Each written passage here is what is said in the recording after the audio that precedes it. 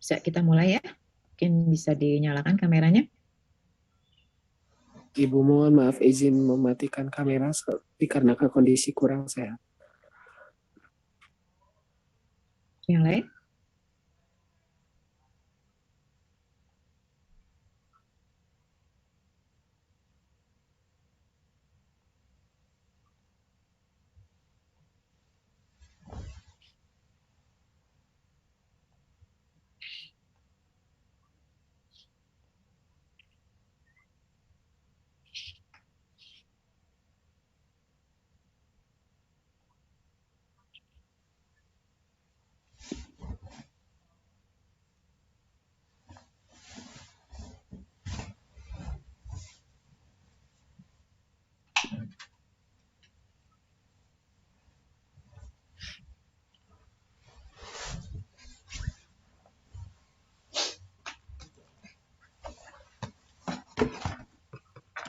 Oke, yang lain bisa menyalakan kameranya.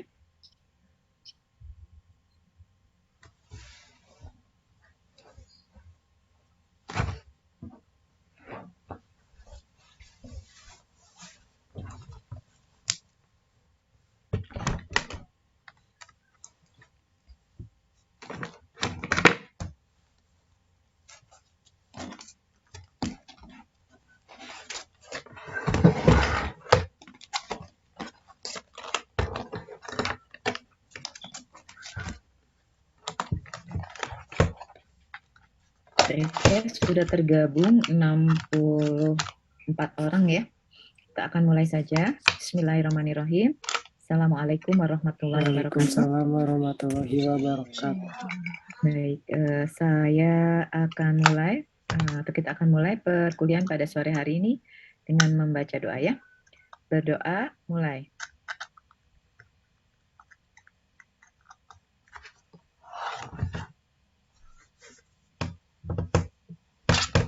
Selesai? Baik ya, hari ini kita akan beralih ke senyawa yang lain, yaitu senyawa alkil halida. Ya, oke.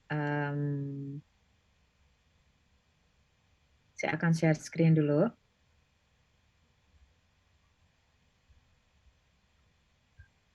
Ini teh kuliah apa? Saya salah ya?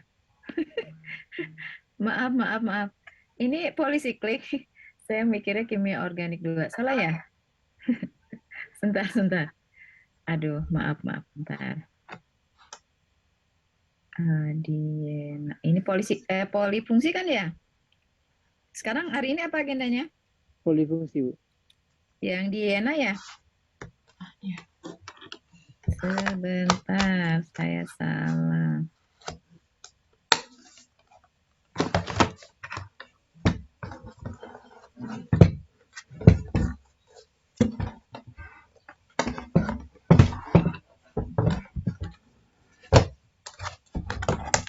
Baik, oke.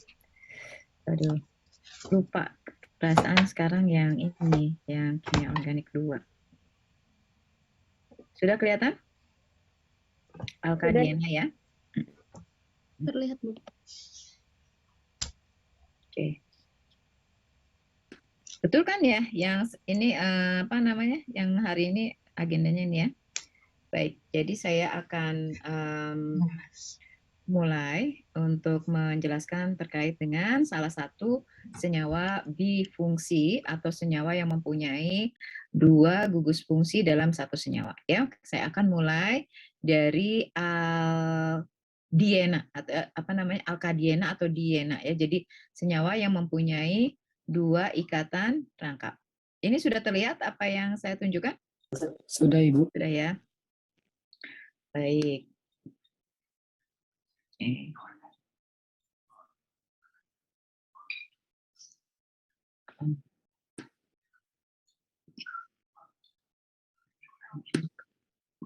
Oke, apa? Jadi ini ya, kita akan ketemu dengan senyawa yang punya 2 ikatan rangkap seperti ini. Jadi ini dalam satu senyawa ada 2 ikatan rangkap ya. Kalau yang ini tentu cuma 1 gitu ya. Tapi ini ada 2. Ini juga ada 2. Ini lebih dari 2 begitu ya. Tetapi yang mana yang kita pelajari? Yang kita pelajari itu adalah yang semacam ini ya. Jadi diena yang mempunyai 2 ikatan rangkap. Nah, tentu sebetulnya tidak hanya seperti ini yang punya 2 ikatan rangkap ya. Nanti saya kembali lagi ke sini. Nah, sebentar ya. Ini masih ada yang masuk. Bentar ya. Oke. Jadi kita akan misalnya gini ya maksud saya. Ada diena yang seperti ini. Saya gambar saja. Misal begini ya. Nah, ini ada ikatan rangkap, di sini juga ada ikatan rangkap. Ini juga diena tentunya ya. Atau misalnya lebih seperti ini, jangan gitu. Atau gini saya tulisannya, ikatan rangkap. Nah, ini juga apa namanya senyawa yang punya 2 ikatan rangkap ya. Jadi ini tentu masih ada 1 lagi, sini masih ada 2. Ya, nah seperti ini. Ini 2 senyawa yang punya 2 ikatan rangkap. Ini juga senyawa yang punya 2 ikatan rangkap. Nah, kalau yang saya tadi tunjukkan untuk yang ini apa bedanya ya?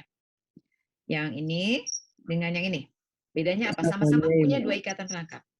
Ikatannya Ibu kepada kalau diena yang terkonjugasi itu ada selang-seling, sedangkan yang Ibu gambarkan itu tidak berselang-seling.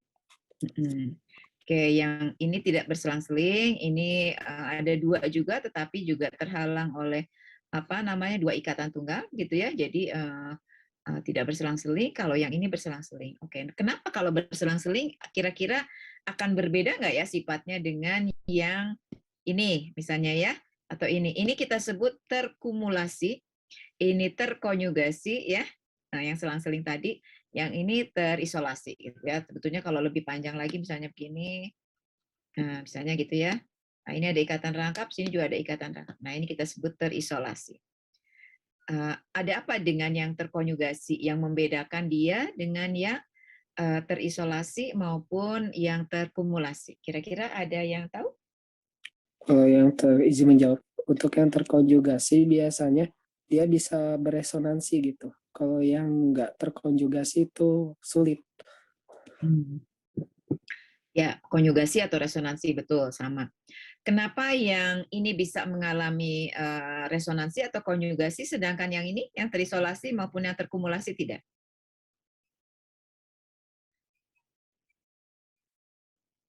Ada yang tahu kenapa? Betul ya, jadi ini bisa beresonansi atau terkonjugasi, tetapi yang ini tidak, yang ini juga tidak. Mengapa ya? Kaitannya pasti dengan strukturnya. Kenapa?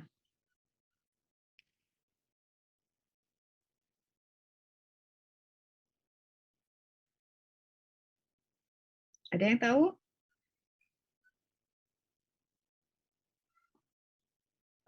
Hilmi, bisa? Hilmi?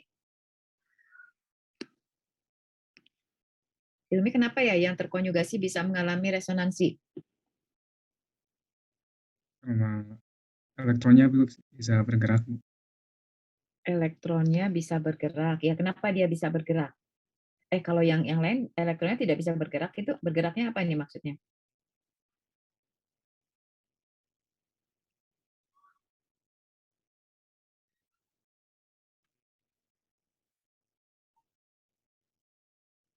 Hmm?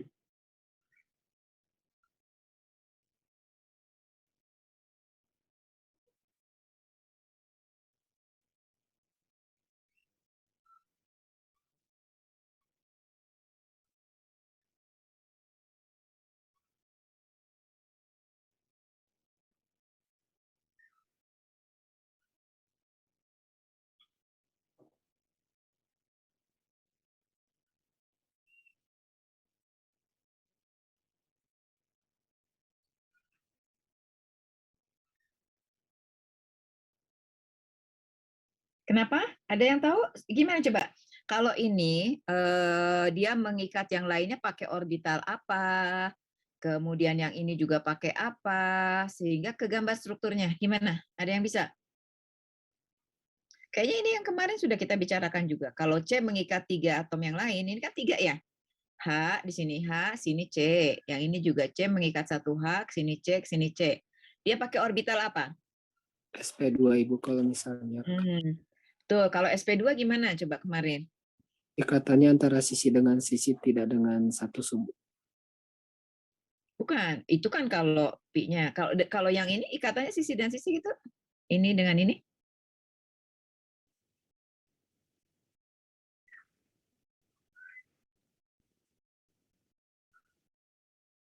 Terletak satu sumbu. Pakai orbital apa tadi? SP2. Ya, kalau SP2 geometrinya apa? Segitiga datar, Ibu.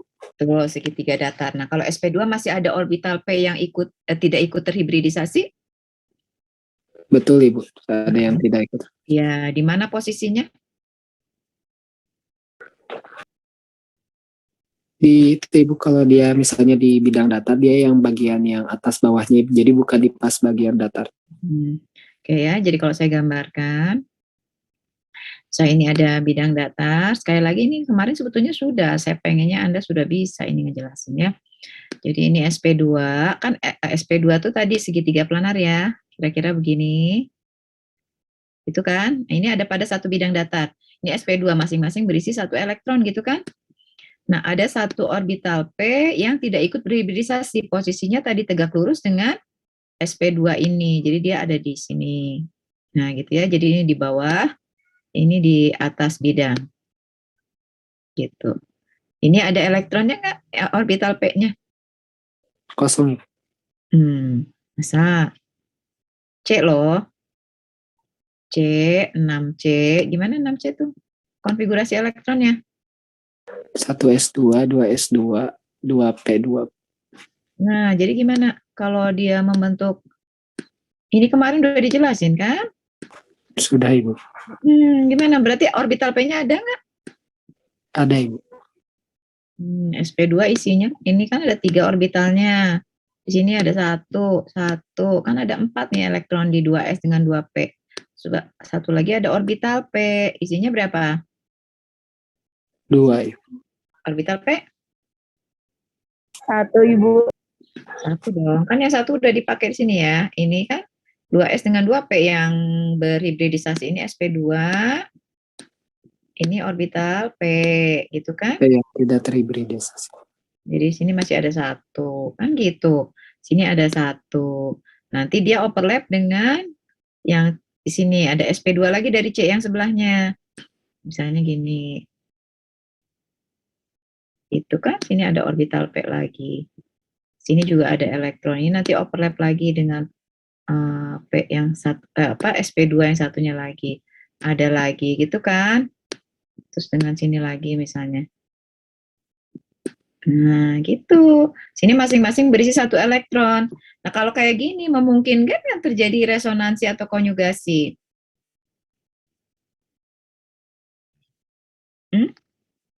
Nih yang saya gambarkan ini ya, C yang 4 nih kan. Ini C nomor 1, 2, 3, 4. Di sini ada orbital P yang tidak ikut berhibridisasi. Sini juga ada. Di sini juga ada. Di sini juga ada. Masing-masing isinya 1 elektron. Kan gitu ya? Bisa Betul. nggak dia mengalami resonansi? Bisa, Ibu. Bisa. Kenapa? Soalnya Bu ada kayak interaksi gitu yang saling berdekatan Ibu. Terutama dari elektron Pi yang dia tidak terhibridisasi gitu Bu. Dia bisa overlap satu sisi-sisi gitu satu sama lain. Jadi adanya memungkinkan terjadinya resonansi. Tuh. Kalau berjauhan, misalnya gini, di sini ada orbital P. Misalnya di sini ikatan rangkap ya. Ini ada. Nanti baru ada lagi di sini kan. Misalnya di sini. Bisa nggak dia mengalami konjugasi atau resonansi? Ini overlap sisi dan sisi membentuk ikatan Pi. Ini juga membentuk ikatan Pi. Tapi ikatan elektron yang membentuk ikatan Pi ini tidak bisa terkonjugasi ke yang lain-lain. Mau gimana caranya? Sini kan sp3, di sini sp3, sini sp3, gitu kan? Sudah berikatan semua. Nah, jadi dia tidak dapat mengalami resonansi. Sedangkan yang ini kan bisa ya. Ini bisa ke sini, bisa ke sini, ini kan ya overlapnya. Gitu kan? Nah, ini yang membentuk awan elektron Pi di DNA terkonjugasi. Gitu. Di sini ada awan elektron Pi ya, yang letaknya tidak terlokal. Tidak terlokal artinya tidak diam pada satu posisi tertentu. Gitu ya? Kebayang nggak? Terbayang. Strukturnya dari DNA. Nah, makanya DNA terkonjugasi karena strukturnya seperti ini sedikit berbeda sifatnya dengan alkena. Kayak gini. Ini kalau ada alkena, reaksi khasnya apa kalau alkena? Bisa mengalami apa? Adisi. Adisi, betul. Adisinya dengan elektrofil atau dengan nukleofil? Nukleofil Ibu. Nukleofil itu suka yang positif ya? Betul. Kalau alkena termasuk apa?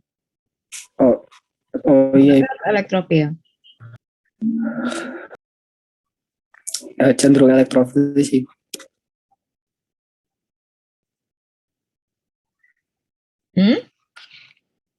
Apa? Ini nukleofil atau elektrofil? Kaya elektron atau miskin elektron? Alkena itu.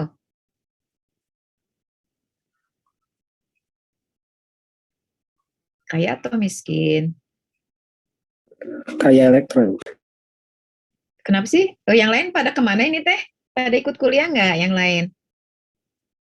Kok nggak ada yang jawab?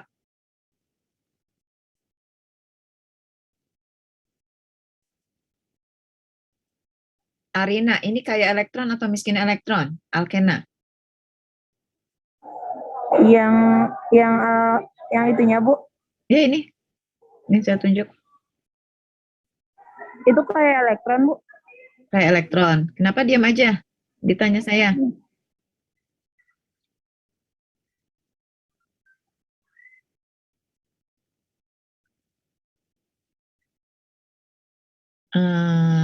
Eka, ini apa? Kayak elektron atau miskin elektron? Itu kayak elektron Ibu. Kayak elektron. Kalau kayak elektron dia bereaksinya dengan apa? Kalau kayak elektron berarti dia harus bereaksi sama yang suka sama elektron, yaitu elektrofil. Jadi kalau pada alkena reaksi yang khasnya itu apa tadi? Adisi. Dengan elektrofil. Berarti reaksinya tuh adisi elektrofil. elektrofilik gitu. Ya. Jadi kalau ada elektrofil di sekelilingnya, nih elektrofil tuh dianya sendiri kaya atau miskin elektron? Miskin elektron. elektron, Ibu. Nah, betul seperti itu ya. Jadi ini akan mengalami adisi elektrofilik gitu kan. Jadi alkenanya ini akan bereaksi dengan elektrofil. Adisi elektrofilik gitu kan ya. Nah, ini pada alkena biasa, alkena yang kita kenal mau satu atau banyak, itu seperti itu. Nah, apakah akan terjadi hal yang sama dengan alkena yang atau diena yang terkonjugasi? Akan mengalami hal yang sama nggak ya?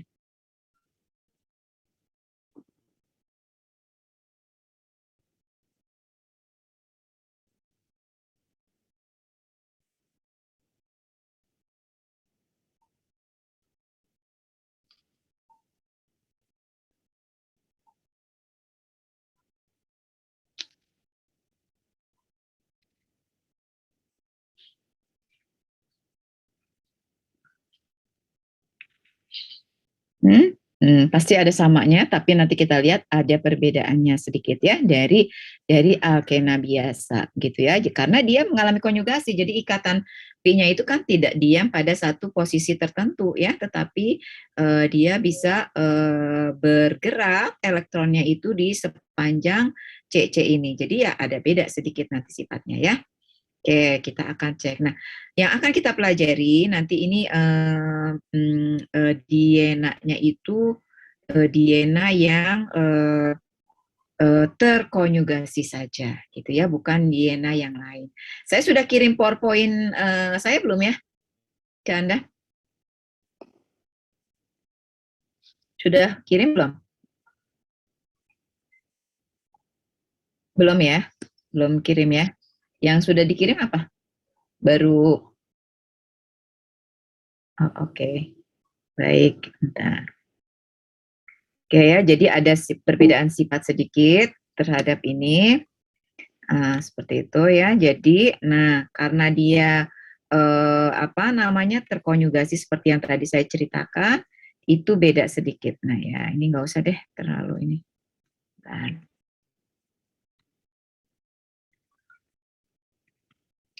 Tuh, bentar.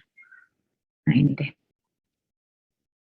Nah, kestabilannya pun untuk diena yang terkonjugasi, ya kalau kita bandingkan dengan diena yang tidak terkonjugasi, itu dia lebih stabil, gitu ya, lebih stabil. Dia misalnya di sini 4 kilokalori lebih stabil daripada yang atas, gitu ya. Jadi karena ada, apa dia bisa lebih stabil? Karena ada resonansi atau konjugasi itu. Sebaliknya kalau yang dia terkumulasi seperti ini ya, dua ikatan rangkap berjejeran, jadi sebelah sini ikatan rangkap, sini juga ada ikatan rangkap, itu justru kurang stabil gitu ya, kurang stabil. Jadi ini lebih 15 kilokalori lebih stabil dari diena yang ini gitu ya. Jadi adanya konjugasi ini meningkatkan kestabilan sehingga memang sifatnya nanti sedikit berubah. Ini adalah diena yang terkumulasi, sering disebut alena kalau yang seperti ini ya. Jadi lihat, jadi strukturnya seperti ini. Jadi ada ini ikatan yang pertama overlapnya itu di sini kan ya, dari dua elektron yang ada pada masing-masing orbital P. Yang ini misal ini PY. Nah ini yang kemudian yang satunya lagi dengan PZ gitu ya. Jadi ini membentuk ikatan P, ini membentuk ikatan P, tetapi tidak bisa mengalami konjugasi pastinya. Karena kan posisinya gini, jadi ikatan overlap sisi dengan sisinya ya hanya bisa terjadi di sini kan. Sedangkan ini ya hanya bisa dengan ini dengan ini, misalnya orbital yang ini dengan yang ini dan ini maksud saya, ini nggak bisa overlap sisi dengan sisi kan? Karena sisinya beda gitu ya, posisinya beda. Jadi tidak bisa terjadi overlap untuk membentuk ikatan P dari yang ini ke sini misalnya, itu tidak bisa. Yang bisa ya yang bisa ya ini dan ini gitu kan, yang bisa membentuk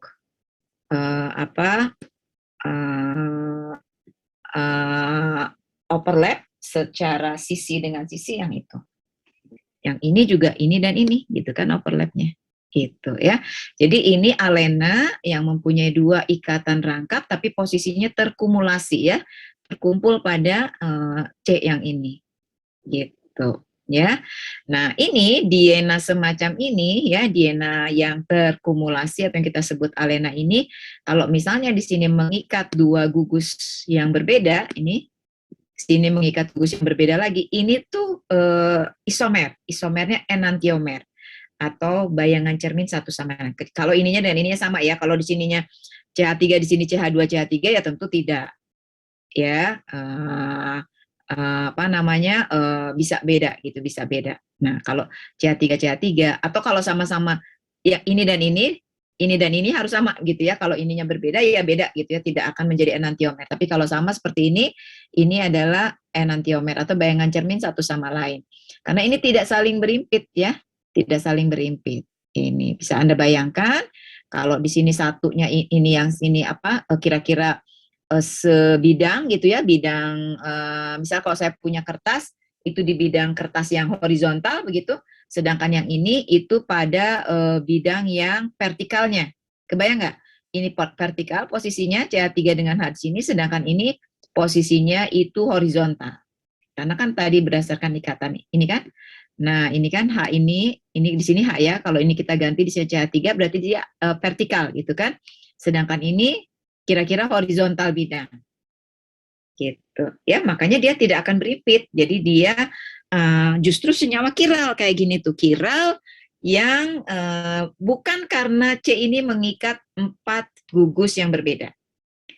Ya, nah makanya kadang-kadang saya bilang kalau misalnya bahasa C yang apa namanya yang bersifat optis aktif itu karena ada mengikat 4 gugus yang berbeda itu bahasa yang sederhana. Sebetulnya yang benar itu dia tidak mempunyai bidang simetri. Kalau dia tidak mempunyai bidang simetri, maka dia bisa bersifat optis aktif. Itu ya, bersifat optis aktif. Seperti ini, dia tidak mempunyai bidang simetri ya. Anda cari bidang simetrinya akan tidak ada, maka dia bersifat optis aktif. Gitu. Sehingga bisa berisomer satu sama lain. Isomernya tapi isomer stereoisomer yang kita sebut enantiomer. Gitu ya. Karena dia bayangan cermin satu sama lain. Seperti itu. Ya, ini adalah alena atau diena yang terkonjugasi. Nah, kestabilannya tidak terlalu bagus kalau kita bandingkan dengan diena yang pisah atau terisolasi. Apalagi kalau dengan yang beresonansi. Ini kurang bagus. Tapi ada ya senyawa ini memungkinkan dan seperti ini strukturnya. Jadi ini bisa menyebabkan enantiomer kalau C yang di sini mengikat dua gugus yang berbeda. Kalau yang sama ya tidak ya. Kalau sama kan ini ada bayangan cerminnya. Ya ini kalau kita belah ada bayangan cerminnya. Ada bidang simetrinya maksud saya. Ada bidang simetrinya. Ketika suatu senyawa punya bidang simetri maka dia tidak akan bersifat optis aktif. Tapi kalau tidak punya bidang simetri maka dia mungkin bersifat optis aktif gitu ya. Oke ya, ini alena. Ini yang kita bilang diena terkonjugasi tadi ya, diena terkonjugasi. Tadi strukturnya kira-kira Anda sudah tahu. Nah, ada dua kemungkinan struktur juga. Yang pertama kita sebut S-trans. Ini bukan trans ya, tapi S-trans. S-trans itu maksudnya ini kan dua ikatan rangkap, ada dua ikatan rangkap mengapit satu ikatan tunggal. Nah, dari ikatan tunggal ini, dua ikatan rangkap ini posisinya berseberangan. Gitu ya. Jadi kita sebut S ini ya, S trans berseberangan. Kalau ini S cis karena dua ikatan rangkap yang mengapit satu ikatan tunggal ini bisa sigma atau single itu satu sisi. Nah, ini S cis, yang ini S trans. Kira-kira mana yang lebih stabil? S cis atau S trans? Yang mana yang lebih stabil? Trans, Ibu. Betul, S-trans. Kenapa? Kalau lihat yang trans tuh yang ikatan rangkapnya jadi seolah terlihat berjauhan gitu. Kalau yang cis berdekatan. Jadi kalau bisa berdekatan kan nanti adanya apa ya interaksi gitu. Betul ya. Jadi yang S-trans ini lebih stabil daripada yang S-cis. Hanya karena ikatan tunggal itu berotasi, berarti sebetulnya kalau kita punya S-trans bisa berubah menjadi S-cis gitu, atau kita punya S-cis bisa berubah menjadi S-trans gitu kan, karena ikatan tunggal ini bisa berotasi. Ya, kira-kira apa yang akan mendorong sesuatu itu dalam kondisi S-trans bukan S-cis gitu? Atau ini dan ini senyawa yang sama atau beda ya? Ya, ini atau apa butadiena, ini juga butadiena, betul? Ini butadiena, ya, ini juga butadiena. Sama nggak butadiena yang sebelah kiri dengan yang sebelah kanan? Kalau strukturnya sama Ibu, maksudnya ruangnya yang berbeda.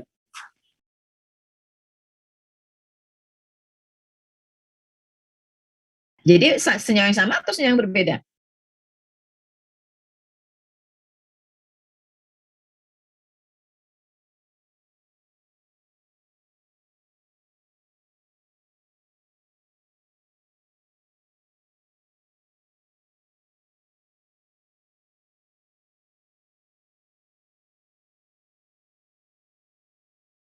Sama atau beda? Senyawa yang berbeda, Ibu. Berbeda. Oke, bedanya apa? Bisa dijelaskan lebih lanjut? Saya kurang tahu alasan pastinya, Bu. Tapi dari bentuknya kan udah berbeda. Beberapa senyawa juga ditemukan walaupun dia bentuk apa sih rumusnya itu sama gitu. Terus cuma beda di trans sama cisnya itu ya berarti dia berbeda, Bu. Itu yang saya tahu. Iya, karena sifatnya juga beda. Kalau diukur ini energinya kan juga lain ya. Jadi memang senyawa yang berbeda, tetapi memang bisa berotasi antara senyawa S-trans yang bentuknya, ini namanya konformasi ya bedanya. Ini kan konformasinya beda. Yang konformasi S-trans itu bisa aja berubah menjadi konformasi S-cis. Cuma perubahan menuju S-trans itu jauh lebih disukai. Kenapa? Karena S-trans lebih stabil gitu ya dibandingkan dengan S-cis. Jadi kalau misalnya ada S-cis, ada sedikit energi akan digunakan oleh S-cis itu merubah konformasinya menjadi S-trans. Orang itu kan senang yang lebih stabil ya daripada yang kurang stabil ya. Senyawa juga begitu. Jadi kalau dia konformasinya S-cis, nah ini ada tekanan sedikit atau ada tegangan akibat sterik ya. Steriknya di sini kan ini ada ikatan rangkap yang kayak elektron, di sebelahnya ada ikatan rangkap yang kayak elektron, ada di posisi yang berdekatan. Nah, ini kan cenderung nolak gitu kan. Tapi kalau di trans, ini yang kayak elektron sebelah sini, ini di sini berseberangan. Nah, ini lebih disukai. Jadi kalau dia punya konformasi di sini, pasti kalau ada energi, dia akan berusaha berubah menjadi yang lebih stabil, yaitu S-trans gitu ya. Iya, nah jadi ini yang lebih disukai, begitu ya, untuk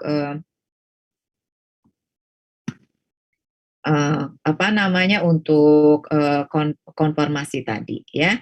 Oke, jadi itu.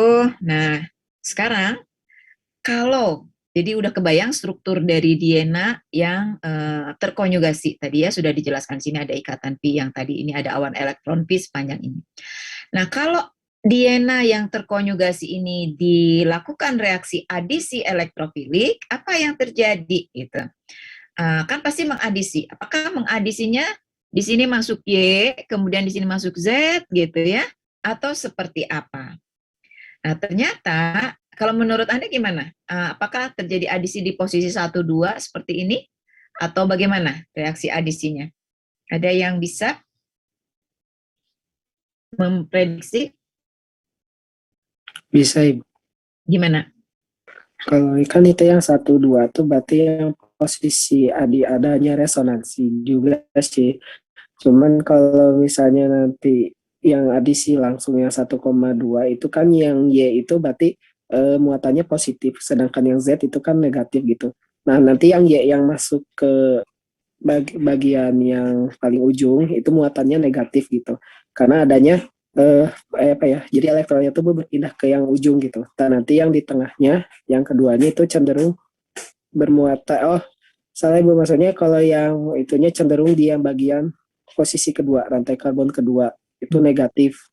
Nanti otomatis yang bagian ini positif.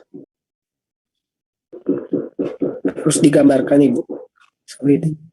Oke, jadi gini, saya contohkan dulu gini ya. Saya punya senyawa begini nih.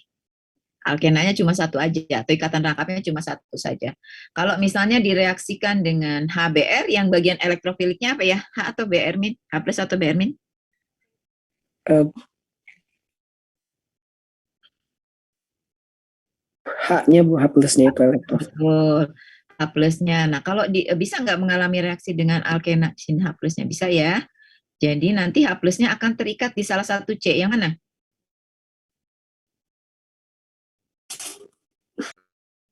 H plus bisa terikat, ini C nomor 1, ini C nomor 2. H plusnya akan terikat di C nomor 1 atau C nomor 2? 2, Ibu. H-nya di C nomor 2. Iya. Kenapa ya?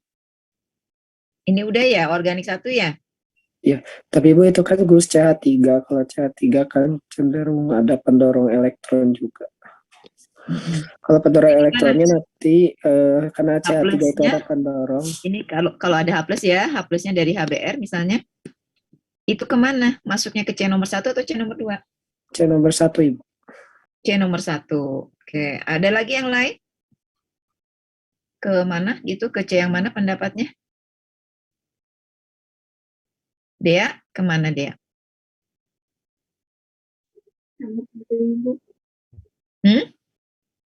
Nomor 1. H plus kemana? Nomor 1, Ibu. Nomor 1. Apa nggak kedengeran?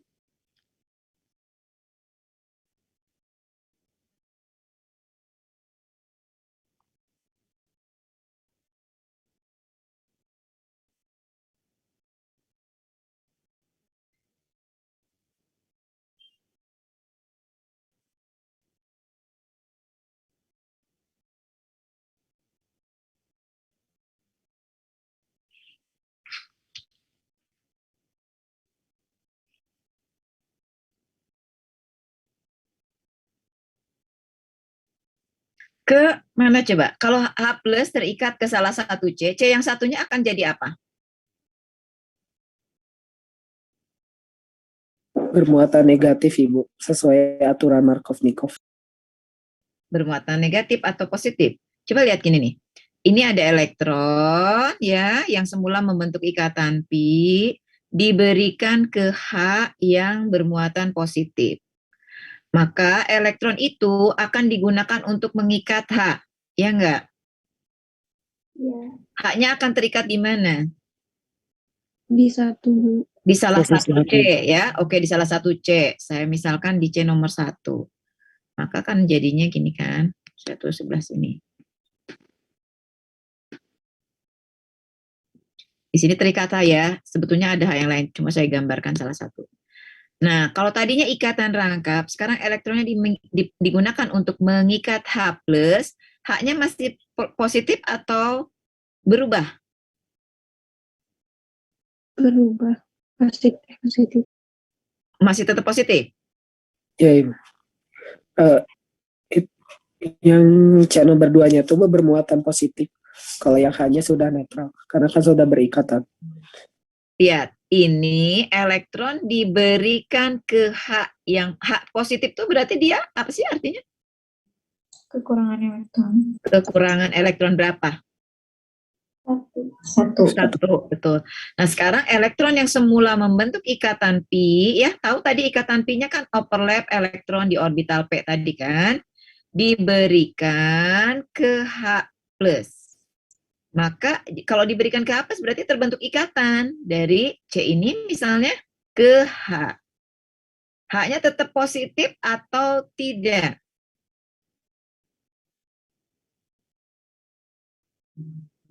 Kalau seperti ini. Tidak, Bu. Tidak Ibu, karena sudah Kenapa tidak positif lagi? Karena sudah diberikan Ibu, jadi elektronnya ke H untuk berikatan. Betul.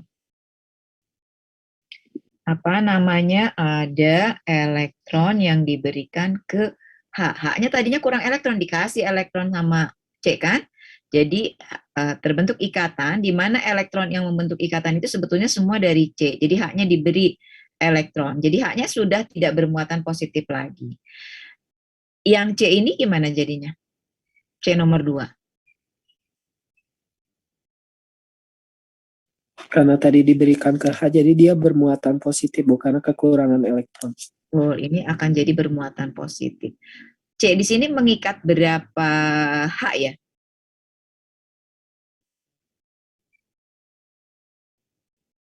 1. 1, betul ya. Ini kan tadinya ini mengikat C, satunya lagi H. Jadi hanya ada 1 hidrogen di sini ya. Dan ini bermuatan positif. Nah, C yang bermuatan positif ini pastinya kation.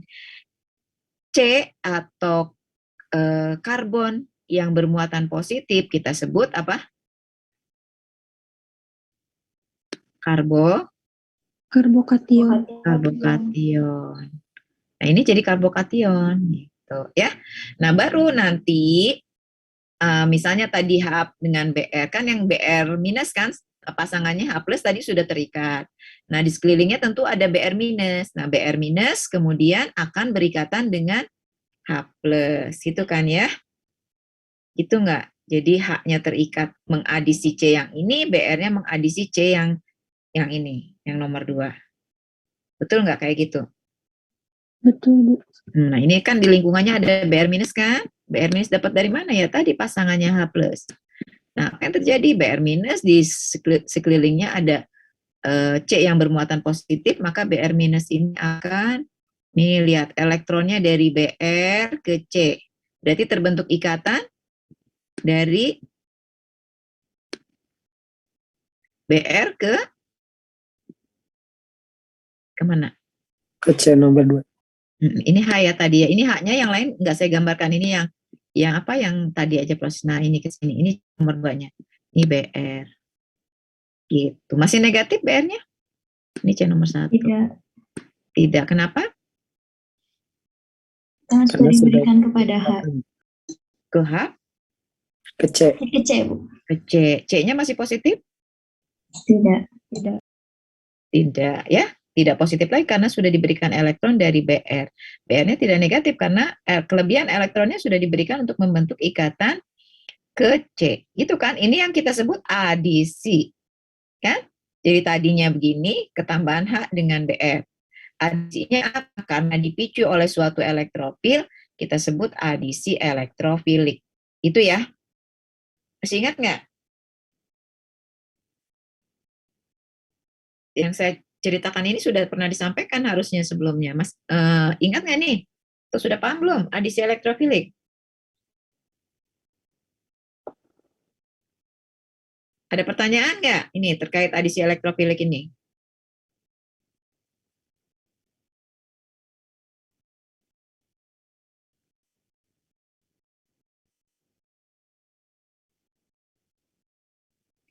Nah, sekarang pertanyaan saya, ini kan tadi C1 dan C2. H plusnya ini sebetulnya terikatnya di C nomor 1 atau di C nomor 2 ya? C nomor 1, Ibu. Kenapa nggak di C nomor 2? Kalau di situ ada kaitannya dengan efek itu, Ibu. Kalau untuk yang contoh. Dan berkaitan aturan Markov-Nikov juga. Apa itu aturan Markov-Nikov? Jadi di mana posisi C dengan atom karbon yang mengikat H paling banyak itu akan dimasuki oleh oleh elektrofilik gitu, Ibu. Jadi diisi oleh yang H juga gitu. Sedangkan yang C nomor 2 itu kan bukan kekurangan, maksudnya mengikat C dengan H-nya itu sedikit gitu. Jadi itu akan dimasuki oleh anion gitu atau nukleus. Ya, betul aturan Markov-Nikov seperti itu. Tapi itu lebih gampang gini. Jadi apa ya? Mungkin nanti Anda nginget-ngingetnya agak susah. Yang gampang itu gini, coba lihat. Ini H+ akan terikat di C nomor 1 atau C nomor 2. Kan terikat dimanapun, C sebelahnya akan menjadi karbokation. Betul nggak? Kalau diterikat di C nomor 1, maka akan terjadi karbokation di C nomor 2. Kalau H+ terikat di C nomor 2, maka akan terjadi karbokation di mana? Nomor 1. Nomor 1. Betul, C nomor 1. Kalau ada pilihan atau ada alternatif reaksi, pasti reaksi memilih yang jalur yang lebih stabil, kan? Mana yang lebih stabil? Jalur yang membentuk karbokation di C nomor 2 atau di C nomor 1? C nomor 1. Karbokationnya di C nomor 1 lebih stabil. Nomor 2, Ibu. Kenapa di nomor 2?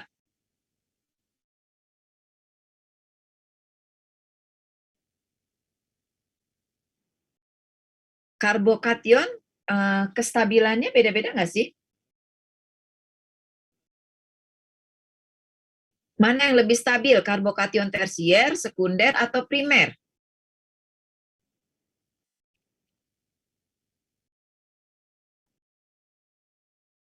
Karbokation kestabilannya primer, sekunder, atau tersier, mana yang lebih stabil?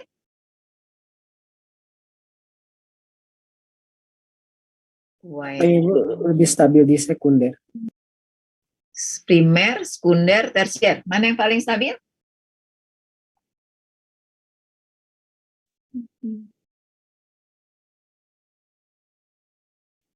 Oh, ini saya harus ngulang lagi di materi yang organik 1 ya. Ini belum masuk yang ke Diananya nih, baru ke saya mau tunjukkan apa reaksi pada alkena dulu. Belum tahu ya karbokation yang paling stabil, yang mana belum tahu.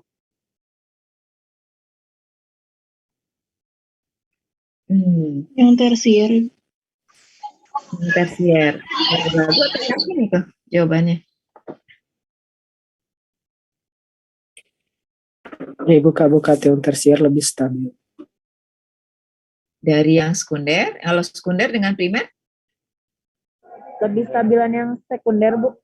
Nah, tadi Stabil sekunder. sekarang H itu akan memilih di C nomor 1 atau C nomor 2? C nomor 1. Kenapa?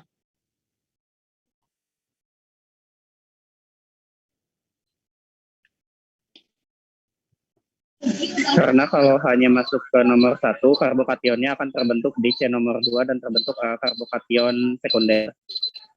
Sebaliknya kalau masuk di C nomor 2 kenapa? Jika masuk ke nomor 2, nanti karbokationnya terbentuk di C nomor 1 dan terbentuk karbokation primer. Mana yang akan dipilih? Yang membentuk karbokation sekunder atau primer? Kalau ada 2 alternatif itu, suatu reaksi bisa ada beberapa pilihan. Yang dipilih tadi apa sih sebetulnya kalau reaksi itu pasti ke yang lebih stabil kan? Jadi milih yang mana? Yang melalui karbokation sekunder atau yang primer? Yang sekunder, Bu. Sekunder. Sekunder. Makanya apa yang terjadi kalau ada alkena ini dimasukkan H atau direaksikan dengan HBr, BR-nya akan terletak di mana? Di C nomor 1 atau C nomor 2? C nomor 2. C nomor 2. Nah, itu pengetahuan dasar ya yang harus kita gunakan ke sebelum kita mempelajari reaksi pada Diana. Ya, itu sudah dulu kalau kita punya alkena, maka terjadi adisi elektrofilik, elektrofilnya akan masuk di C yang menyebabkan terbentuknya karbokation yang lebih stabil. Kemudian itu yang disebut aturan Markov-Nikov, H yang lebih banyak. Jadi jangan mikir H lebih banyak lebih sedikit, tapi semua dasarnya itu reaksi. Kalau ada beberapa pilihan mana yang lebih dipilih pasti yang melalui zat antara lebih stabil. Kalau dia melalui zat antara, kalau kita lihat dari produknya, produk mana yang lebih stabil, kan gitu ya. Itu prinsip umum, jadi nggak terlalu banyak yang diingat gitu ya. Itu kan biasa orang kalau ada beberapa alternatif pasti pilih yang terbaik dong. Yang terbaik itu mana yang lebih stabil gitu kan. Ya, kalau digambarkan dengan diagram energi itu kelihatan ya, yang melalui zat antara karbokation itu, ini melalui zat antara karbokation misalnya yang sekunder, kalau ini yang primer akan gini. Yang primer itu lebih kurang stabil dibandingkan dengan yang sekunder. Energi aktivasinya lebih tinggi, maka banyak yang pilih yang mana? Yang ini dong. gitu. Maka produk yang melalui zat antara yang lebih stabil itu yang dipilih gitu. Makanya jalur ini lebih banyak, produknya akan lebih banyak dihasilkan dibandingkan dengan yang ini. Gitu. Ini mungkin ada tapi sedikit. Yang lebih banyak adalah jalur yang ini. Ini prinsip umum terjadinya reaksi. Kalau tidak melalui zat antara, ya kalau tidak melalui zat antara sama ya, energi aktivasinya lebih rendah, atau kita bisa lihat yang struktur produknya lebih stabil. Misalnya ini lebih stabil, ini kurang stabil, ya pasti yang jalur ini akan lebih banyak dipilih. Kan gitu ya. Itu prinsip umum ketika reaksi mengalami beberapa alternatif terjadinya reaksi. Dan di kimia organik sering berhadapan dengan fenomena ini. Jadi A ditambah B itu nggak cuma satu produknya, kemungkinannya gitu ya. A ditambah B itu bisa jadi ada beberapa alternatif gitu. Itu sering banget. Dan bisa jadi alternatif itu sama peluangnya, tetapi seringkali ya lebih sering ada salah satu alternatif yang berpeluang lebih besar dibandingkan dengan yang lain. Kenapa dia berpeluang lebih besar? Bisa karena yang ini lebih stabil struktur produknya, atau dia melalui proses yang lebih rendah energi aktivasinya, gitu ya. Lebih rendah energi aktivasinya kalau dia melalui zat antaranya yang lebih stabil gitu. Itu prinsip umum di semua reaksi, nggak boleh lupa. Kayak gitu. Jadi ketika mempertimbangkan ada beberapa alternatif reaksi, ingat yang ini, mana yang lebih stabil ya. Itu yang lebih dipilih. Gitu ya. Nah, seperti tadi yang barusan kita bicarakan adalah reaksi substitusi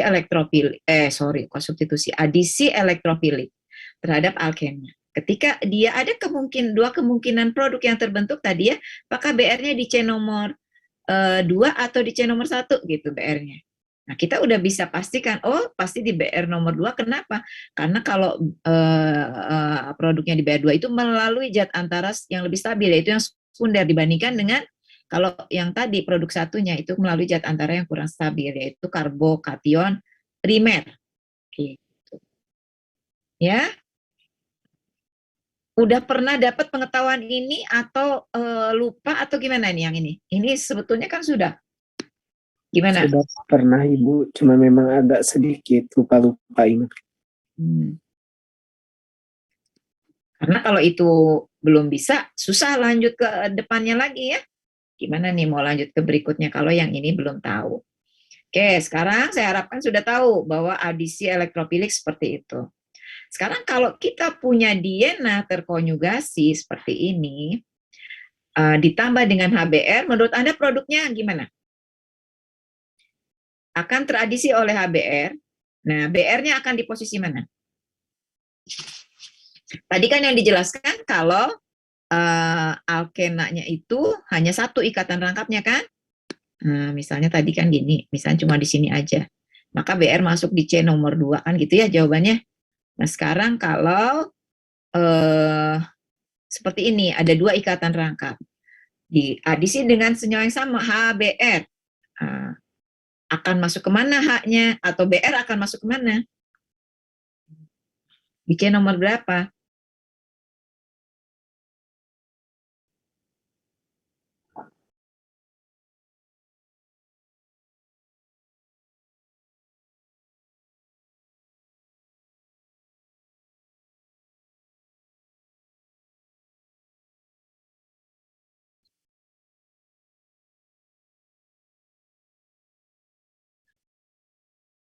Gimana? Tadi kalau menurut dugaan Anda kemana?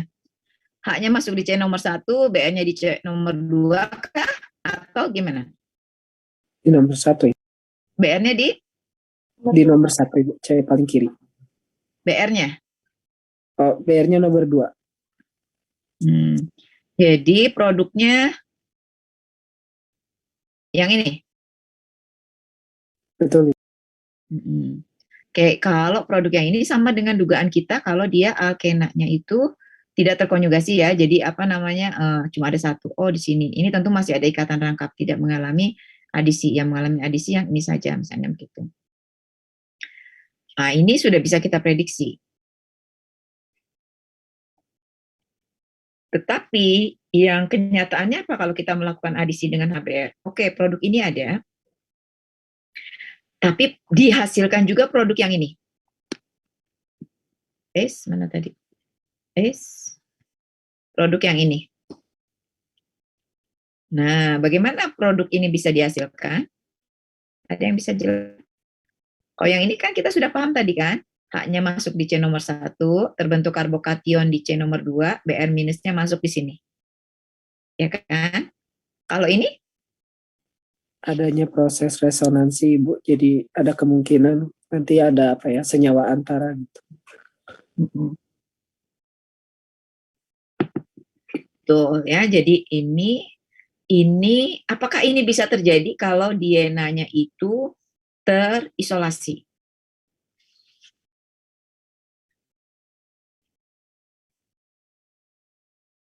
Bisa nggak? Tidak, Ibu, kalau terisolasi karena kan tidak terjadi resonansi gitu. Jadi produknya yang dugaan awal. Tuh ya, jadi kalau misalnya kalau dia terisolasi tidak, ini kalau terkonjugasi ternyata ada produk ini. Kalau diganti dengan BR2 sama ya, jadi BR2 bisa terbentuk masuk di adisi di C nomor 1 dan 2, tetapi di C nomor 1 dan 4 juga ternyata terjadi. Gitu kan. Nah, ini pada DNA terkonjugasi produk adisi yang ini khas hanya untuk DNA yang terkonjugasi. Kalau dia tidak terkonjugasi tidak akan terbentuk ini. Gitu ya. Nah, ini ada labelnya. Kalau yang seperti ini karena adisinya di C1 dan 2, bukan berarti harus C nomor 1 dan nomor 2 ya, tetapi bisa aja di agak tengah tetapi posisi adisinya itu 1 2 gitu. Artinya bersebelahan. C yang sini sebelahnya lagi itu mengalami adisi gitu ya. Tetapi ada juga adisi yang kita sebut 1 4 adisi. Karena adisinya itu berlangsung di C nomor 1, kemudian berlangsung lagi di C nomor 4 ya, 2. Misalnya ini kalau saya misalkan yang mengadisnya itu Y dengan Z, Y-nya itu bisa masuk dan Z-nya itu bisa dimasuk di pos 1 dan 2 atau 1 dan 4. Yang 1 2 kita sebut 1 adisi, 1 2 adisi, sedangkan yang ini kita sebut 1 4 adisi. Pada DNA terkonjugasi kemungkinan bisa terjadi 1 2 adisi dan juga bisa terjadi 1 4 adisi. 1 4 adisi ini yang khas. Tidak mungkin kita temukan kalau DNA-nya tidak terkonjugasi. Gitu ya. Oke, nah ini penjelasan seperti ini. Nah, kalau yang atas ini tidak mungkin terjadi nih. Tidak ditemukan lah faktanya. Ini yang mana ini? Ini yang tadi ya, hanya masuk di C nomor 2, karbokationnya ke yang primer. Nah, jadi BR-nya nanti masuk di sini, ini tidak ditemukan. Kalaupun ditemukan sedikit sekali. Yang ditemukan yang ini tadi, yang H-nya masuk di C nomor 1, kemudian BR-nya masuk di C nomor 2. Nah, itu ya.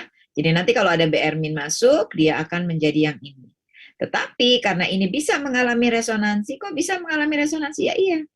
Kan ini ada ikatan P, ada orbital P yang isinya 1 elektron tadi. Di sini juga ada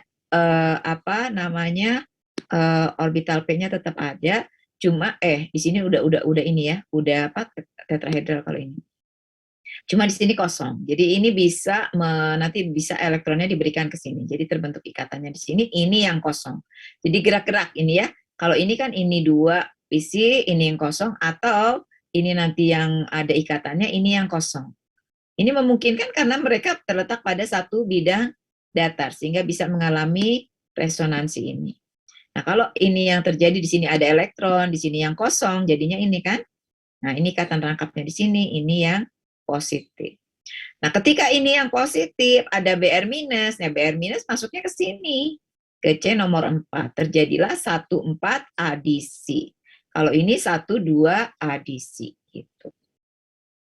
Kira-kira produk mana yang dihasilkan lebih banyak? 1 2 adisi atau 1 4 adisi?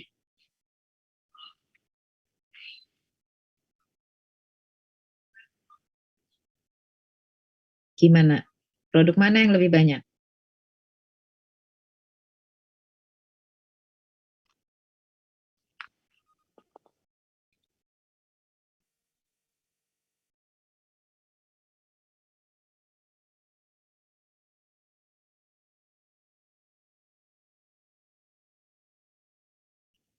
Ya, ada yang bisa berduga?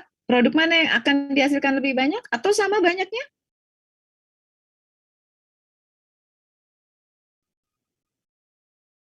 Tadi prinsipnya apa? Produk mana yang lebih banyak kalau dia melalui zat antara yang lebih stabil atau struktur dari produk itu sendiri lebih stabil gitu kan ya? Ya, siapa yang bisa menduga, memprediksi gitu ya? 1, 2, Bu. Yang 1, 2 akan lebih banyak dihasilkan. Kenapa?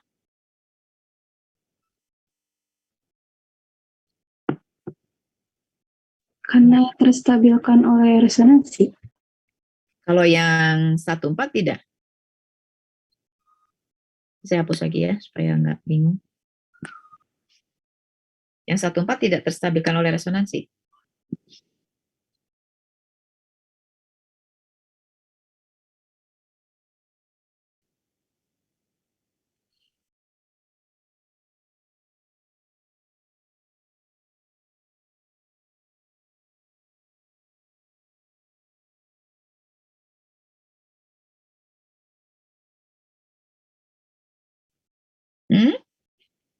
Kira-kira kalau ada zat antara yang ini dengan yang ini nih ya, kiri kanan, itu mana yang lebih stabil ya?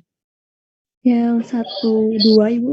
Yang 1, 2 itu zat antaranya lebih stabil. Kenapa Iya. bisa bilang ini lebih stabil?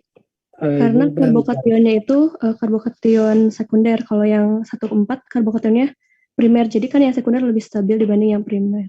Oke. Oke ya. Oke ya, kalau lihat dari zat antaranya ini lebih stabil karena ini sekunder, ini primer gitu kan ya. Oke. Kalau dari segi produknya mana yang lebih stabil?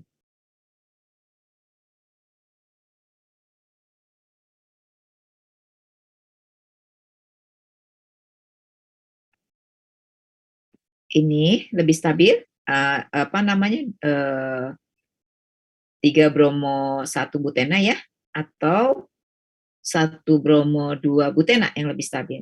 Ini saya kasih produk 1, 2 adisi atau produk 1, 4 yang lebih stabil ya, kalau dari produknya. Tadi kan dari zat antaranya ya, ini lebih stabil ini, karena ini sekunder, ini primer, zat antaranya, karbokationnya. Kalau dari segi produknya, mana yang lebih stabil kira-kira? Ini alkena.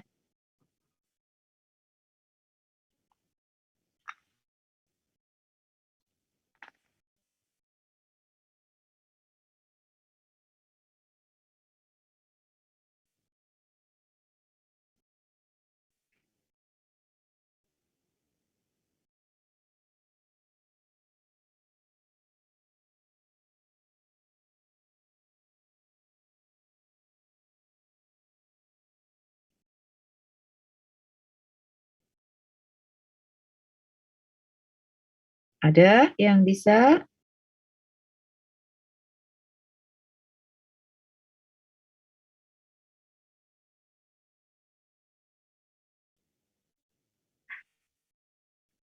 Lebih stabil di 1,4, Bu.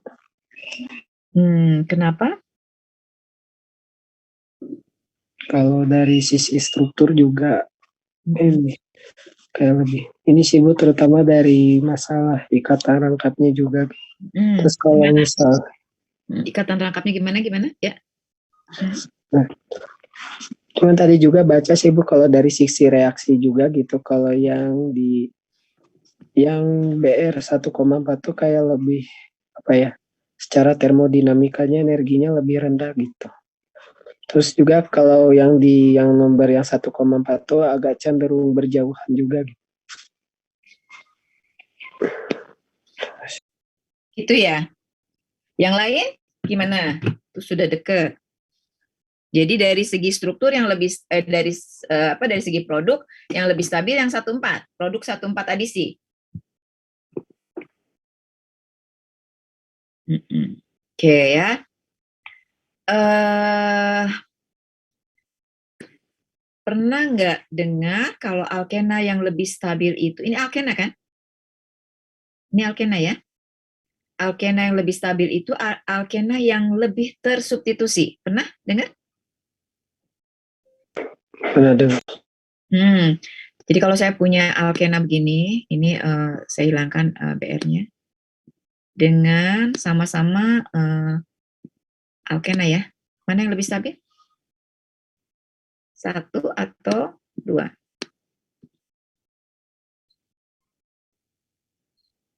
Mana yang lebih stabil? 1 atau 2? Alkenanya?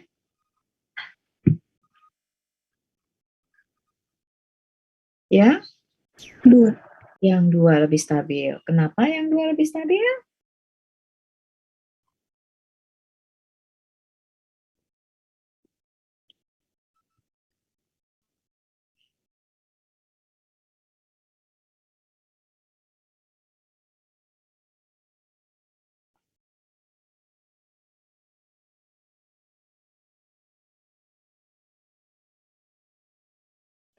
Lebih tersubstitusi dan melimpah. Betul. Yang 2 lebih stabil itu karena dia lebih tersubstitusi. Kalau ini ya, kita sebut lebih, ini kan ini ikatan rangkap atau alkenanya di sini mengikat H, di sini R, di sini H, di sini H. Jadi hanya ada 1 R. Yang lainnya kan H ya. Kalau ini ada 2 R. R atau alkil ya. Ini H, ini H. Nah, ini lebih tersubstitusi kita bilangnya gitu. Kalau H diganti R itu kita bilang tersubstitusi. Jadi ini lebih stabil. Kenapa lebih stabil? Ya ini ada efek induksi gitu ya yang atau yang menyebabkan kerapatan elektron. Kalau di sini ada CH3 yang sifatnya pendorong itu menyebabkan kenegatifannya itu lebih tersebar dibandingkan dengan yang ini. Gitu. Jadi alkena yang lebih tersubstitusi itu lebih stabil dibandingkan dengan yang alkena yang kurang tersubstitusi. Jadi ini mana yang lebih stabil? Yang adisi 1,2 atau 1,4? 1,4 Ibu. 1,4 betul. Nah, sekarang coba. Kalau kita lihat zat antaranya, zat antara yang lebih stabil adalah yang menghasilkan adisi 1,2 ya? Betul. Yang stabil. Tapi kalau kita lihat produknya, produk yang lebih stabil adalah produk adisi 1,4. Nah, kalau seperti ini mana ya yang lebih banyak dihasilkan?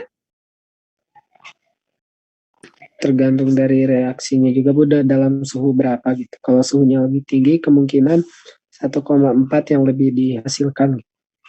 Iya, nah ini dia ya.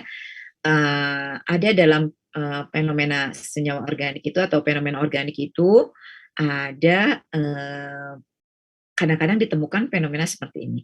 Pada umumnya sih kalau yang melalui zat antara yang lebih stabil itu dia biasanya menghasilkan produk yang lebih stabil juga gitu ya. Biasanya kan gini misalnya tadi yang seperti saya gambarkan. Ini zat antara, ini produknya. Ada satu lagi yang melalui zat antara yang kurang stabil, ini produknya. Nah, pasti yang A akan lebih banyak dihasilkan dari yang B kan? Karena apa? Dia melalui zat antara yang lebih stabil, ini energi aktivasinya lebih rendah gitu kan? Ini energi aktivasinya lebih tinggi, pasti lebih susah untuk dilalui.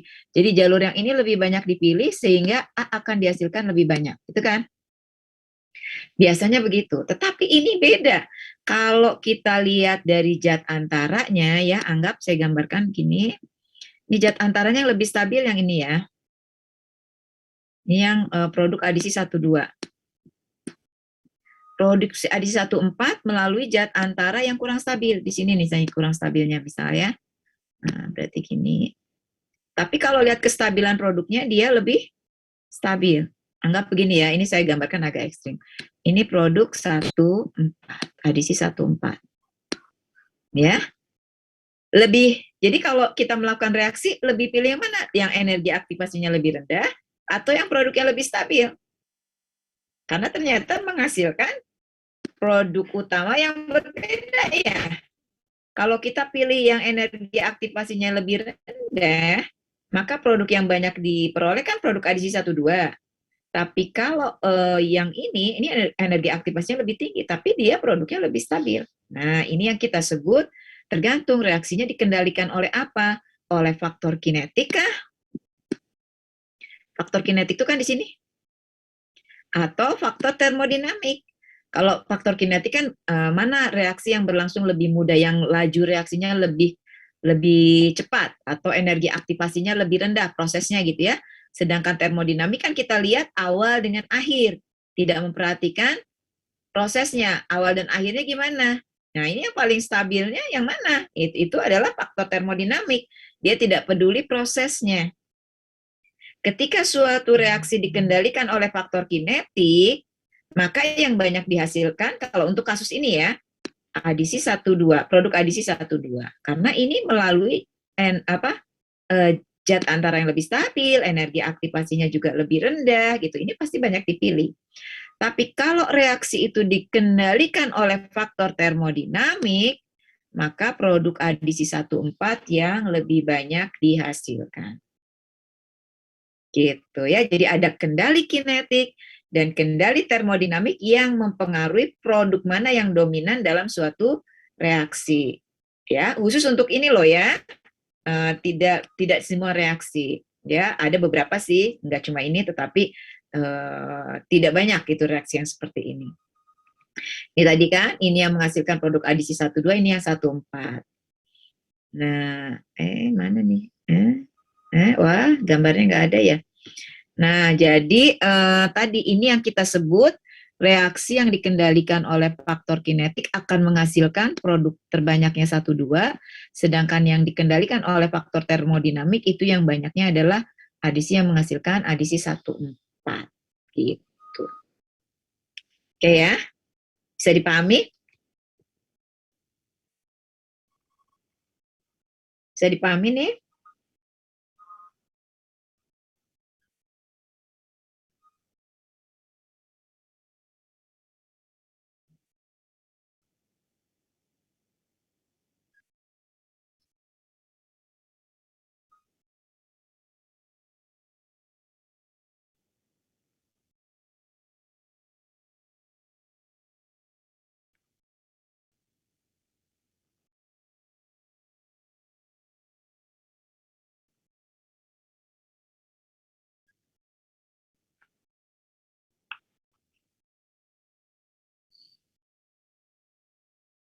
Paham ya?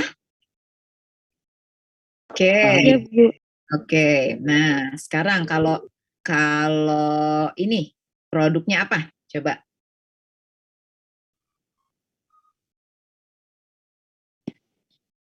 Mana produk yang dihasilkan? Kalau dikendalikan oleh faktor kinetik apa? Kalau produk yang paling banyak dihasilkan oleh atau dikendalikan oleh faktor termodinamik apa? Ada yang bisa tunjukkan? Gina? Bisa Gina?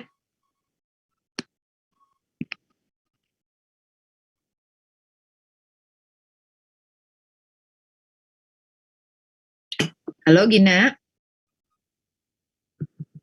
Apa produk yang dihasilkan, produk utama yang dihasilkan kalau reaksi tersebut dikendalikan oleh faktor kinetik? Oh ya, kapan suatu reaksi dikendalikan oleh faktor kinetik dan kapan suatu reaksi dikendalikan oleh faktor termodinamik itu ternyata bergantung dari suhu. Ya, kalau suhunya rendah, ya, itu dia akan dikendalikan oleh faktor kinetik. Kenapa? Karena tidak mampu untuk mencapai energi aktivasi yang lebih tinggi. Maka dia pilih yang lebih rendah energi aktivasinya. Kemarin kan kita sudah bahas ya faktor kinetik dan termodinamik. Sudah belum sih? Sudah belum ya? Saya suka lupa-lupa karena banyak kelas ini ya. Oke, terus kalau yang termodinamik itu kalau suhunya tinggi. Jadi ketika suhu tinggi, maka dia punya cukup energi untuk mengatasi energi aktivasi yang lebih tinggi tadi. Gitu. Yang rendah dilalui nggak bisa dilalui, tetapi karena produk yang dihasilkan lebih stabil, yang melalui energi aktivasi yang lebih tinggi tadi, dia pilih yang itu, walaupun lebih susah, gitu ya. Walaupun lebih susah, dia pilih yang produknya lebih stabil. Itu berarti dikendalikan oleh faktor termodinamik. Itu kan ya? Oke, pertanyaan saya balik lagi ke sini. Produk apa yang dikendalikan oleh faktor kinetik? Produk utamanya apa? Coba tadi siapa tadi yang saya minta? Gina ya? Gina, mana Gina suaranya? Ada Ibu. Ya, Cok. Apa jawabannya?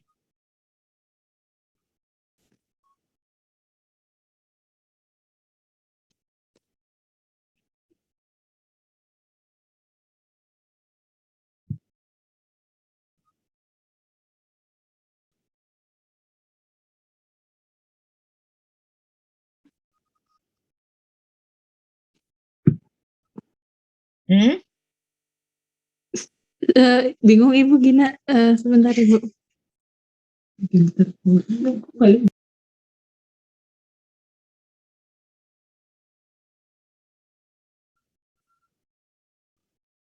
Tadi yang saya jelaskan ngerti nggak Gina? Ngerti Ibu Gina, cuma kalau untuk yang eh, tadi yang termodinamik sama kinetik itu kan kemarin pertemuan kemarin ya Ibu. Kebetulan Gina kan nggak masuk Ibu, jadi kurang mengerti tentang termodinamik sama kinetik tadi Ibu. Hari ini juga saya jelaskan lagi. Tadi kalau yang kinetik tuh karena dia pilih apa? Melalui zat antara yang lebih stabil kan? Iya, Nah, soal mana? Produknya kalau melalui zat antara yang lebih stabil dia menghasilkan apa?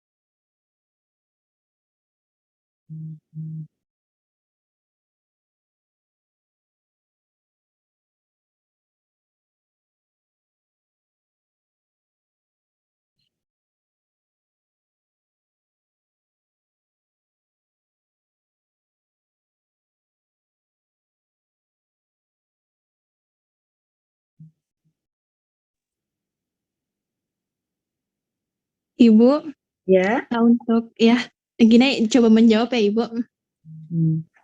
Ya, Ya, silakan. jadi untuk produknya itu menghasilkan yang tadi yang 1, 2 itu Bu, yang BR-nya di C1 dan BR1 lagi di C2 Ibu. BR yang satu di mana? Di C nomor C 1. nomor 1, ya. Terus yang satunya lagi? Di C nomor 2 Ibu. Ini kalau yang kendali apa? Kendali Kinetik Ibu. kinetik ya. Oke. Betul ya, karena tadi karbokationnya itu di C nomor 2. Oke, sekarang kalau yang kendali termodinamik, Raffi, apa produknya? 1,4 Ibu. Ya, jadi apa? Dengan apa yang 1,4 tuh?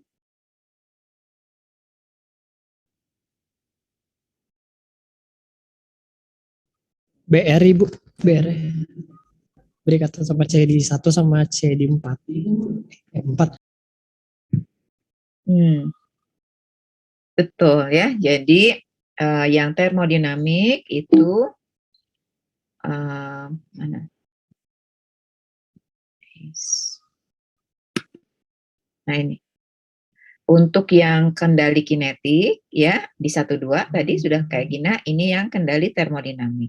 Ini zat antara ini lebih stabil, maka lebih banyak dipilih ketika kendali kinetik yaitu yang suhunya lebih rendah, produknya ini. Tetapi karena kestabilan dari produk 1,4 ini lebih tinggi, ketika diberi suhu tinggi, dia walaupun melalui zat antara yang kurang stabil, tapi lebih banyak dipilih karena menghasilkan produk yang lebih stabil. Itu ya. Oke, bisa paham ya? Kelihatan kan ketika alkenanya itu terkonjugasi atau dienanya itu terkonjugasi, maka ternyata reaksi adisi elektrofilik menjadi sedikit berbeda gitu ya dengan kalau alkenanya terisolasi misalnya gitu ya, sekalipun dia diena itu berbeda ternyata. Ada sedikit produk yang mungkin tidak akan dihasilkan memang tidak akan dihasilkan dari diena yang terisolasi, tetapi hanya dihasilkan dari diena yang terkonjugasi. Oke ya? Baik, ini mau tambah reaksi yang baru atau sudah dulu ya? Jam berapa ini? 21. Mau tambah reaksi lagi? Atau saya kira sudah dulu aja ya. Sudah dulu, nanti kita akan lanjutkan minggu depan dengan reaksi berikutnya yaitu reaksi Diels-Alder. Ya, tolong dibaca dulu ya, supaya enak nanti diskusinya. Jadi reaksi Diels-Alder, Anda coba baca, coba pelajari, nanti kita akan bicarakan itu minggu depan. Ya, baik, untuk perkuliahan pada hari ini saya kira cukup sekian. Terima kasih, sampai ketemu lagi minggu depan. Ya. Mohon penanggung jawab melaporkan ya yang tidak masuk siapa untuk pertemuan hari ini. Oke, penanggung jawab sudah mencek yang tidak hadir? Sudah mencek belum? Siapa penanggung jawab tuh atau KM? Halo, hadir nggak KM-nya? Jangan KM-nya nggak hadir. Siapa? Andre ya? Untuk kehadiran udah di screenshot Bu yang hadir atau enggak, jadi nanti tinggal disesuaikan. Laporkan ke saya ya. Baik, kalau begitu saya akan tutup perkuliahan pada hari ini. Terima kasih. Sampai ketemu lagi minggu depan. Assalamualaikum warahmatullahi wabarakatuh. Waalaikumsalam warahmatullahi wabarakatuh. Terima kasih Bu. Saya N ya.